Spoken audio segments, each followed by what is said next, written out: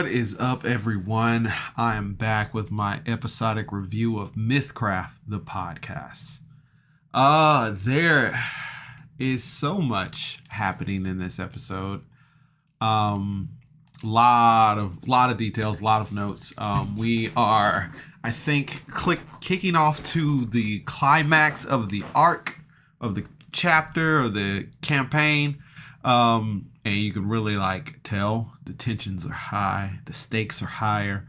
But anyway, let's just jump into the episode. Campaign 1, episode 24, Friends on the Other Side. Way before I made this, but this was just episode 24. MythCraft has a Patreon now.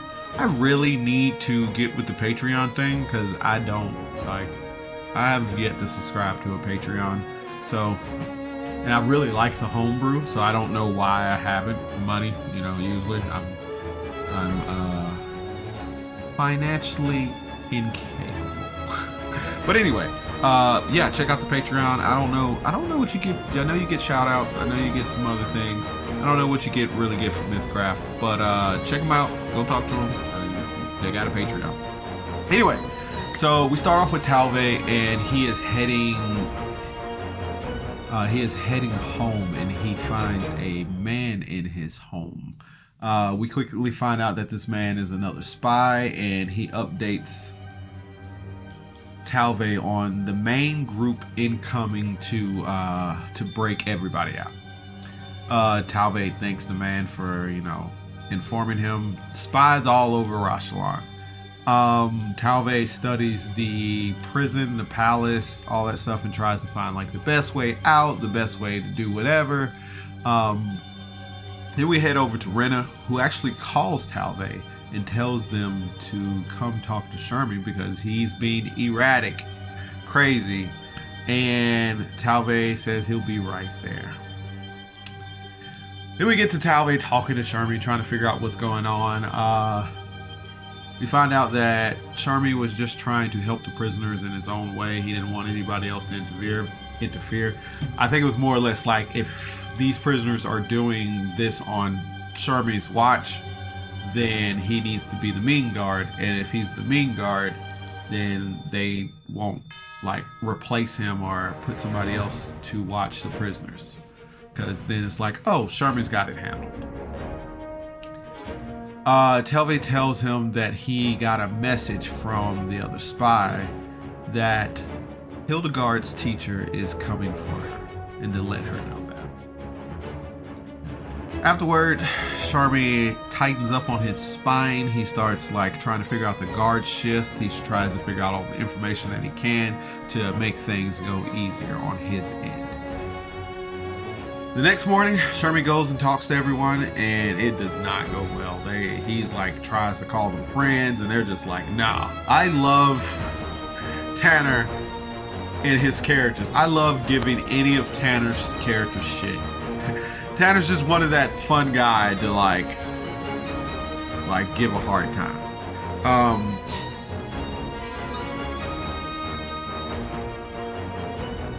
When he starts to get the prisoners ready, putting on their handcuffs, everything, and getting ready to take them out to the training field, he pulls Hildegarde back and tells her the message that her teacher is coming. And I don't think Hildegarde reacted too much there, but yeah. As they move out onto the training field, Kyle starts asking everybody what are they up to and what's going on. At first you're just okay, he's just trying to get a feel for the day. And then you're what is he planning? What's going on here? Why is he asking everybody individually what's going on? Renna comes over and talks to Shermy and ends up asking about Hildegarde again. My focus in this campaign has completely shifted to Hildegarde being whatever. Something, everybody keeps talking about Hildegarde. Everybody keeps bringing up Hildegarde. It's what is happening with Hildegarde that is so important? And then afterwards, Kyle again asks everybody what they're doing. and it just seems a little suspicious. That DM suspicion that that happens. Hildegarde ends up talking to Harlow about the message, and she tells him about the code that the teacher is coming, and Harlow tells her, like, well, you know, Lucian's in the web, so he should know how to recognize this code. And then we find out that the Harlow code, the crow calls at midnight, is a code that he uses to contact other people of the web. Then we find out that in that code, Harlow is the crow. So was that his nickname in the web, the crow? Why was it the crow?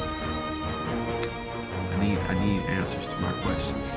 And I want to go ask Cody, but I feel like he's just going to be like, he's got a mysterious past.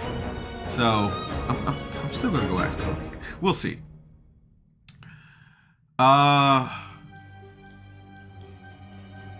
So here, like, after finding out the message and people are coming, excuse me, I guess they have a week to prepare at this point, so it's like, you know, it's time. But Shermy is just pretty open about, like, hey, I'm trying to help you guys get out of here. And I don't know, it was just like, okay. Which I guess you want to start rapport with the prisoner, so like when the day comes, you're not just like, hey, I'm actually a spy, we're trying to get you out of here. Then they're not going to believe anything you're going to say. It's a trap at that point. So, hit or miss, I don't know. It's just like, that felt weird that like Shermy was just like, let's flip this switch, I'm here to help you, we're going to break you guys out of here.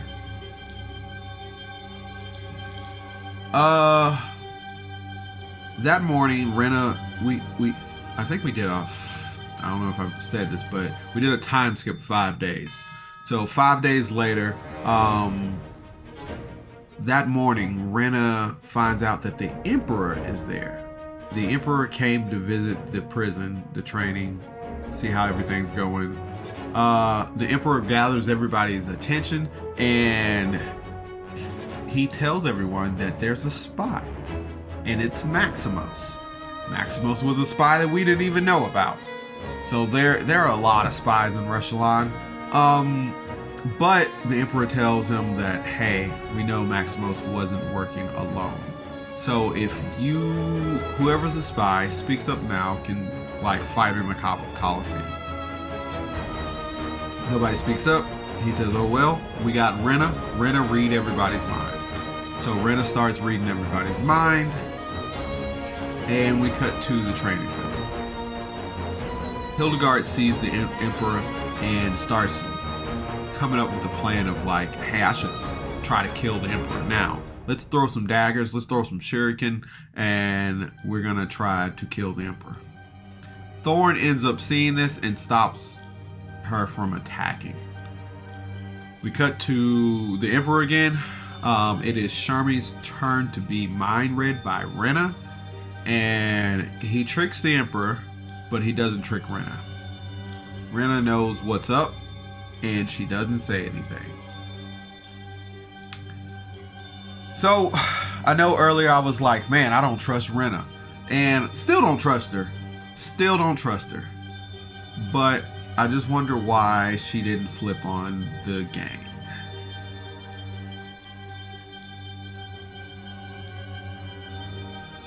Afterwards, Emperor couldn't find the spy, so he's like, you know, no worries, we'll try again later.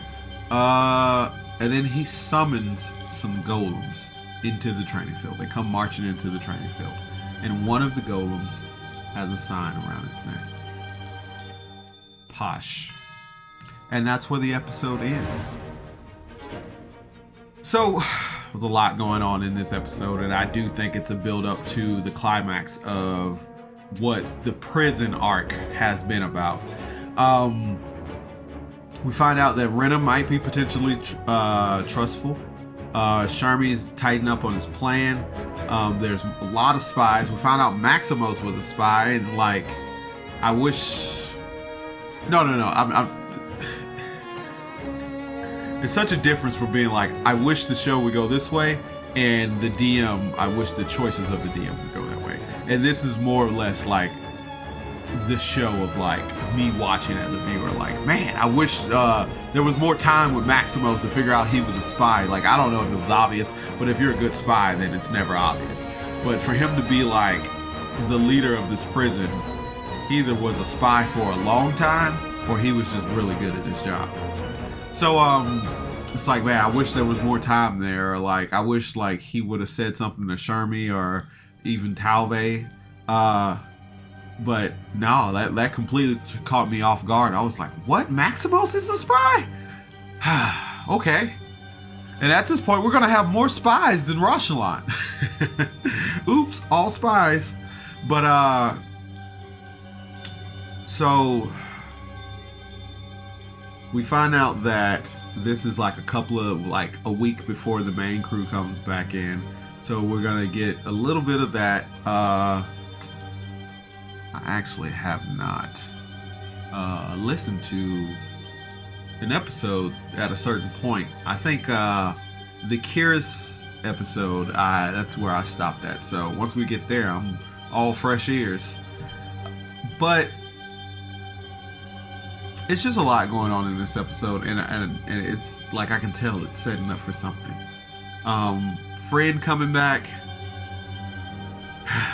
Don't know if that's a good thing or a bad thing. Still on the fence about Hildegarde. Why is everybody so interested in Hildegarde? But episode solid 8 out of 10. I like what this episode is going and what it's setting up for, and I can't wait to see more. It's definitely, the cliffhanger got me on the edge of my seat. The information, the Emperor being there, it has stressed everybody out. You can feel the tension. It's a great episode.